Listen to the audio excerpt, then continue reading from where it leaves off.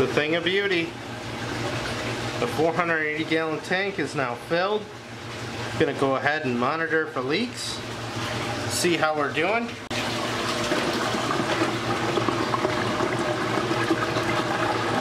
This is working just as I hoped it would. Let's see how much. So we have taken water all the way back without any leaks so far. We're going to monitor for leaks, make sure the 480 gallons stays stable. Welcome to AlexGs Aquarium, everybody. Thank you for joining me. I really hope that everybody loved the filling montage for the 480 gallon tank. I know the tank's a little cloudy right now. It's had water in it for about a week now. Leak free. Hear it again. Leak free thus far. Not been any leaks on plumbing, bulkheads, or the tanks themselves. Everything in this tank has gone perfectly to plan. I don't think it could have gone any better. I just want to say thank you to all of my subscribers and thank you to everybody that's been watching my videos. I know I've been keeping everyone in suspense for a long time on this tank. I hate to say it, but I'm going to keep you in suspense again. I have a video on the rock and I am getting the Aquascape together now. I'm going to do the same exact thing that I did for this tank with the 720 gallon. I am not going to reveal what the Aquascape looks like until the tank is filled. And I'm going to probably do another filling reveal just like this one. Looking at this tank though, I hope everyone really enjoys the Aquascape and what I've done. And I want to take a little bit of time to talk about this Aquascape, why I made the choices I made with aquascaping in this tank. One of the first things you'll notice is I have a ton of large branch rock in here spaced out. And I'll be forward in saying that there's a couple of things that might change here. This little rock island that's up front here, I'm probably going to move it somewhere else in front a little bit. It's probably going to house anemones, but until the tank gets all squared away and until I establish where water flow is going to be and what's going to look the best, I'm just going to kind of float those rocks there. Now in the filling montage I didn't have the Aquascape for this side of the tank done. As a matter of fact, the rock that I got in from Reef Cleaners was the rock I was waiting for to not only get the 720 gallons Aquascape going, but also kind of fill out what I had left on this side. And there's quite a contrast between this side of the tank and this side of the tank. Let me explain a little bit as to why I did that. I always found that aquascaping in an aquarium it's kind of its own art form, and you could do some beautiful things with aquascaping. And the biggest thing that I could tell anybody before you start aquascaping is to take the time. With this tank and the other one, I sat down with a pad of paper and a pencil and I started sketching out what I wanted those rocks to look like from the top down, from the front. There's also another intention behind this aquascape, and that is the types of animals that I intend to keep in this tank. Now everybody has different purposes and intentions with their aquarium, which is why it's important to plan your aquascape accordingly. I really wanted to have a very vibrant mixed reef in this aquarium, and that's the full intention at this point. We'll start on this side of the tank a little bit. I'm going to zoom in a little bit so you guys get a little better idea. I know the water's not clear, so it's going to be a little bit of cloudiness to it, but I'll have plenty more videos to come once this cloudiness subsides. So let's talk about this third of the tank here. Now, my water comes in from this side, from the return pump. And I wanted to try and make a safe haven for LPS corals. Now LPS corals generally don't require necessarily as much light, and they don't like to just get beaten to death with water flow.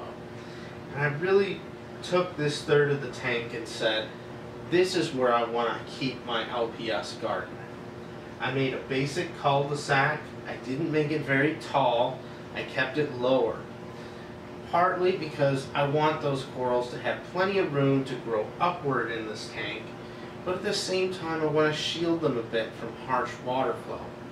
My intent is to put 2 big gyres on this side of the tank alone to start, and push all the water flow across the tank. Now in pushing that water flow this way, I'm getting a gyre effect with the water coming back here. They're going to kind of get an indirect flow in this area. And I might even make a couple of little rock islands in here just to kind of shield some of that water from just blasting everything on this side of the tank. So it's a fairly basic rock structure, but I made a real nice cul-de-sac. There's plenty of little hidey holes for small reef fish in here. And I fully intend that it's going to be a really beautiful part of this tank.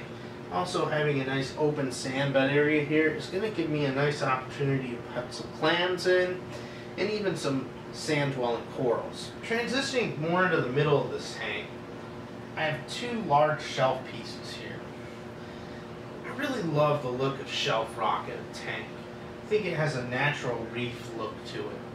I've done a lot of snorkeling over the years, and I've always been just really fascinated by some of these flat areas that you get from dead coral heads, sometimes in surf breaks, or sometimes just natural coral growing up.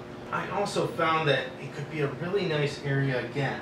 I could potentially house some clams, and different types of coral, maybe LPS, SPS, maybe even some soft corals in here, to where they're a little more elevated so I can get a higher level of light, but at the same time I could also provide a really nice amount of swim-throughs and cover down below for fish. So it's all chock full of caves back here that fish will be able to easily get good swim-throughs on.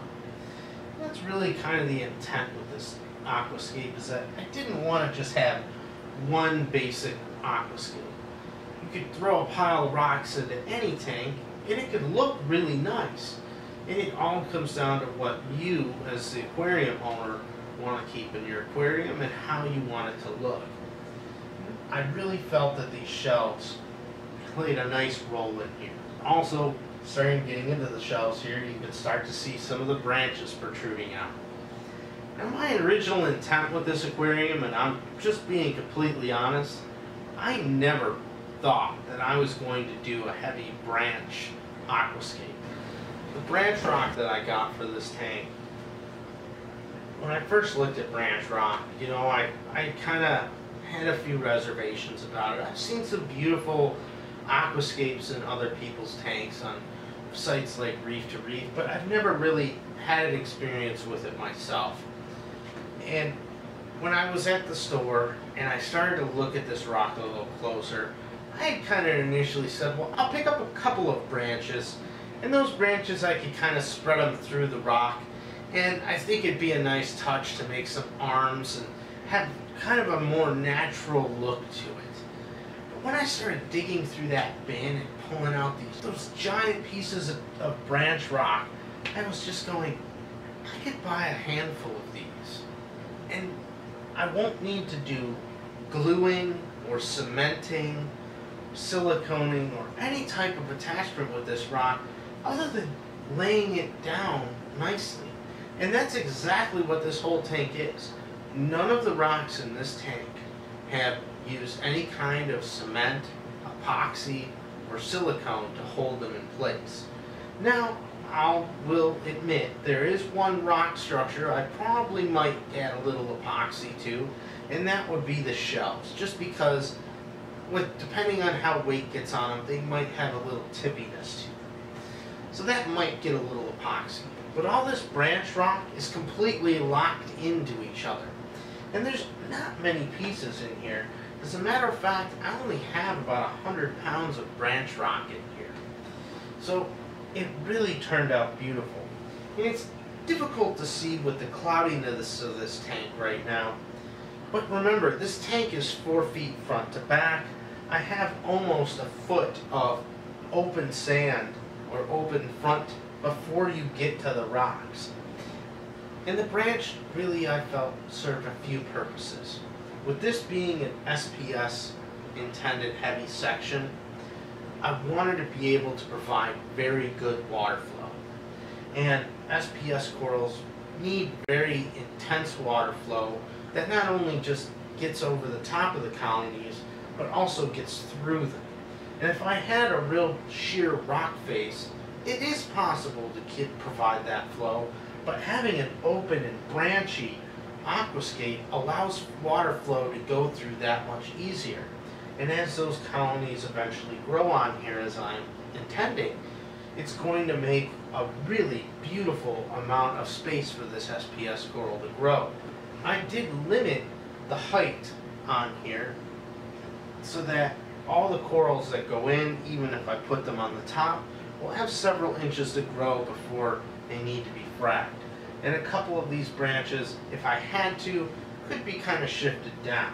The aesthetics of the aquascape too, I really just enjoyed the branchiness of it, and I had a huge amount of caves and pass-throughs underneath this rock as well, along with having this nice big arch piece that kind of interconnects everything over here. I just really liked the look of it and thought it looked very pleasing to the eye. This aquascape for my 480 gallon tank, I'm very proud of. I hope everybody enjoys it as much as I do just looking at it. Like I said, some of the views aren't going to be the best right now because the tank's rather cloudy.